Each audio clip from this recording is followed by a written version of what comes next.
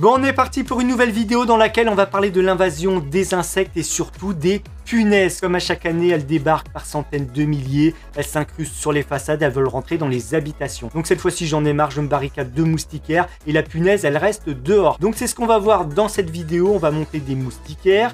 Alors pourquoi installer des moustiquaires en plein mois d'octobre? Eh bien je vous l'ai dit, pour les punaises. Les punaises, chaque année, elles débarquent par centaines de milliers, si ça se compte pas en millions, elles envahissent les façades, elles veulent rentrer dans les habitations. Et lorsqu'une punaise se sent menacée, elle sécrète une odeur, c'est une infection.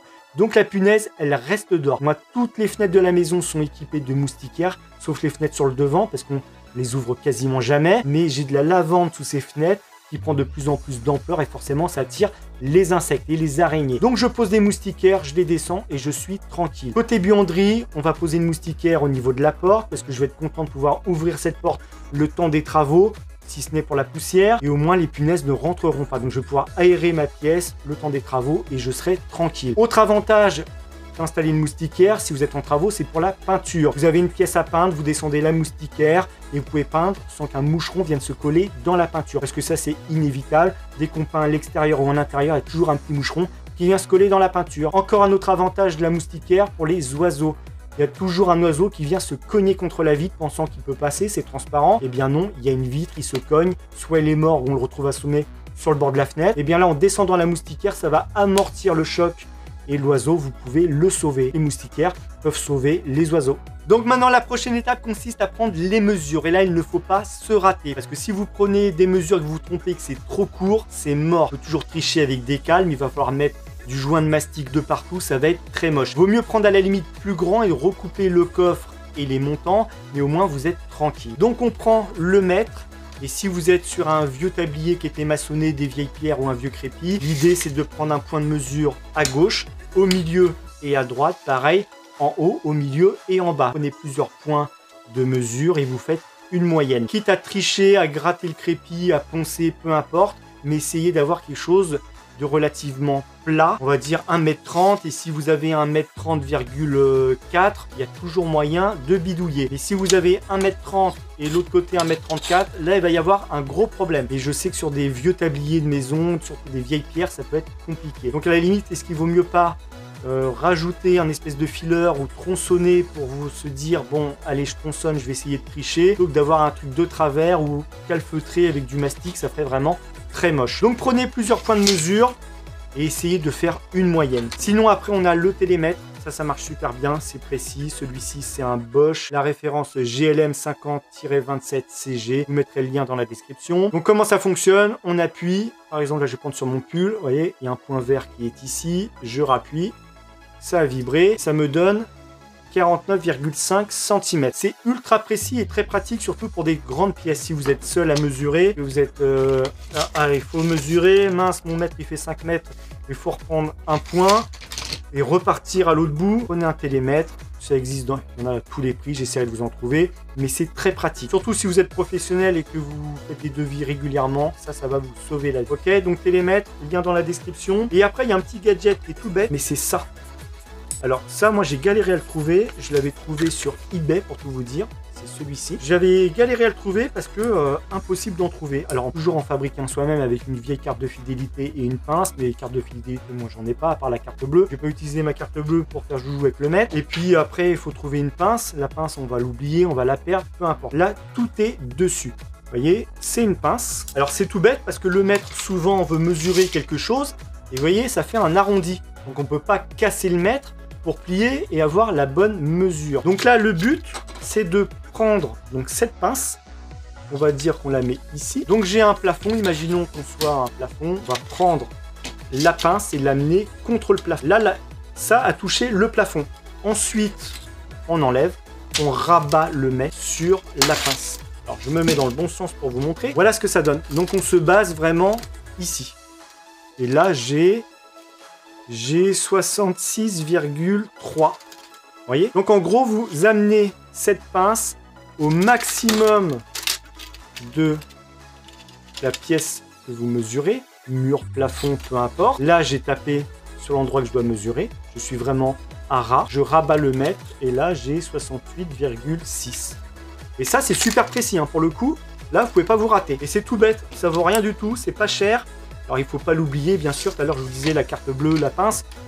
La carte bleue, bah oui, ça on en a tous une, carte de fidélité, mais une pince on n'en a pas forcément une. Ça, tout est dessus. Donc j'essaierai de vous en trouver, vous mettre un lien, mais je pense que c'est pratique pour ceux qui n'ont pas de télémètre. Ok, dernière chose, alors je sais pas si je vais m'en servir, le stylo Pika, parce que pointe longue, donc je vais pouvoir passer à travers les montants, marquer. Mais là, je pense pas en avoir l'utilité. Je suis sur du PVC, je vais percer directement. Mais si vous êtes sur un tablier qui a été maçonné ou des vieilles pierres, vous prenez votre stylo avec la pointe qui est très fine, très longue, et on vient marquer au travers. On enlève les rails, les montants, on perce, on replace, on visse, c'est terminé. Donc maintenant qu'on a vu tout ça, on prend bien ses mesures, on réfléchit bien. Et je vous l'ai dit, quitte à tricher, à tronçonner, à mettre un fileur, il y a toujours moyen de faire quelque chose de propre. Bon, pour commander nos moustiquaires, on va aller sur un site qui s'appelle Avodim, à vos dimensions. Vous aurez le lien dans la description. Ils sont spécialisés dans les volets roulants, les moustiquaires, les stores et la motorisation. Donc nous, ce qui nous intéresse, ce sont les moustiquaires. Donc on peut retrouver les fenêtres, les portes baies vitrées, les fenêtres de toit, les lits de bébé et les toits, les pièces détachées. Donc on a des moustiquaires cadres amovibles sur mesure, cadre fixe sur mesure, les stores pour les fenêtres, donc version PVC, Parlo 2.4, Parlo 2.6 en version alu. La version alu luxe qui m'intéresse, c'est celle-ci, donc on va choisir ce modèle. Ensuite on a pour les portes, pour les baies vitrées, vous avez compris le principe, toutes les configurations sont possibles, les Velux, les lits de bébé, le dôme au-dessus du lit, etc. Donc on retourne sur notre version, hop celle-ci, donc la moustiquaire va ressembler à ça. Vous allez voir que c'est assez discret. C'est juste le petit coffre et les montants de chaque côté. On a les dimensions standards. Ça existe en blanc, ça existe en marron, en noir, en gris anthracite et en chêne doré. Donc la version qui m'intéresse, moi, c'est le blanc. Et bien sûr, en sur-mesure. Donc je vais pouvoir entrer mes dimensions. Et là, ce que je vous recommande, c'est vraiment de prendre plusieurs points de mesure et d'enlever à chaque fois 1 mm en haut, 1 mm en bas. Donc vous mesurez au point le plus haut et si jamais, pareil en largeur, on enlève 1 mm à droite, 1 mm à gauche. Et si jamais vous avez un doute, prenez vraiment plus grand en sachant qu'on pourra enlever le cache qui est ici, redécouper. Et bien sûr les montants, on peut les redécouper facilement. Mais le coffre en lui-même, on peut toujours le redécouper. Donc il vaut mieux prendre plus grand que plus petit. Parce que si vous prenez trop petit, il faudra mettre des cales et faire un joint tout autour. Ok ? Je passe la commande et vous allez voir qu'avec la magie du montage, je la reçois tout de suite. Bon, la commande est passée et avec la magie du montage, on a déjà la marchandise. Pour ça, c'est royal le montage vidéo. Il faudrait que ça aille aussi vite dans la vie de tous les jours. On gagnerait du temps. Donc les coffres, je les ai. J'ai les rails, j'ai tout. Les coffres également pour les fenêtres qui sont plus longs. Il y a juste la longueur qui diffère. Ce sont exactement les mêmes. Je vais tout vous montrer, bien sûr, les accessoires. La toile, voilà à quoi elle ressemble. Alors, c'est une toile en fibre de verre enduite de PVC. Donc, elle est imputrescible, elle est ultra résistante, on peut la changer. Si j'ai besoin d'en changer également le petit balai, j'enlève le cache qui est ici et je change le balai. On peut recommander les pièces si jamais on a craqué la toile, abîmé le balai, peu importe. Alors oui, je le remets mal, hop, voilà. Donc, imaginons que vous ayez pris vos dimensions et que c'est trop grand. On peut toujours redécouper le bloc, en sachant qu'ici, là vous voyez c'est la partie où il y a le ressort, on n'y touche absolument pas. On va couper de ce côté. On enlève le cache, on va faire la démonstration ensemble. Hop, une vis, deux vis et vous voyez, on enlève. On a accès donc, je repose l'autre vis, à la toile. On a une bague en plastique qu'on va pouvoir enlever. Permet de centrer, hop, si j'arrive à l'attraper. Voilà, donc cette bague en plastique permet de centrer la toile sur l'axe du cache, tout simplement. Et là, on peut tout redécouper. Bien sûr, il faut enlever, si on veut redécouper, on enlève ça, on ne va pas l'abîmer. On repose le balai et vous redécoupez ce que vous avez à redécouper. 2 mm, 1 cm, je ne sais pas. Mais prenez plus grand si vous avez un doute, parce que plus petit, ça va faire un joint tout autour, ça va être moche. Et si vous prenez plus grand parce que vous avez un doute, eh bien on peut redécouper tout ça à la scie à métaux, à la scie onglet. Meuleuse, on oublie parce que on va faire chauffer la toile. Il faut vraiment la scie à métaux ou, je vous l'ai dit, ce type de scie, onglet, radial, peu importe. Ça se coupe très très bien, c'est de l'aluminium de toute façon, ok ? Et une fois qu'on a tout redécoupé, on reprend la bague qui est ici, en plastique, on la repose dedans, ça rentre, comme ceci. On reprend le cache. on recentre l'axe et on vient se positionner, vous voyez, dans ces parties avec les tétons qui sont sur le cache. Alors hop, j'essaye de viser en même temps et voilà. Là, je peux tout baisser. J'ai remis le cache, je remets les vis et on est bon. On a redécoupé, on a la bonne longueur. Pareil pour les rails, si vous avez pris trop long, on peut les redécouper. Je vous montre le rail, je repose le bloc et le rail, c'est tout simple. Et pareil, les balais, on peut les changer. Le rail, il se coupe très facilement. Donc, vous savez tout. On a un sachet d'accessoires. Accessoires, on a bien sûr la tirette pour baisser le store. On a un gabarit pour percer directement dans le rail. Vous voyez, ça vous permet de centrer et de ne pas abîmer le rail. Alors moi, je ne vais pas m'en servir, je vous expliquerai tout à l'heure pourquoi. Mais tout est fourni, les vis, les chevilles, vous avez tout. Donc là, ce qu'on va faire, c'est qu'on va en poser une. Et ça va être répétitif, je vous passe en accéléré. Ok, allez, on s'y attaque.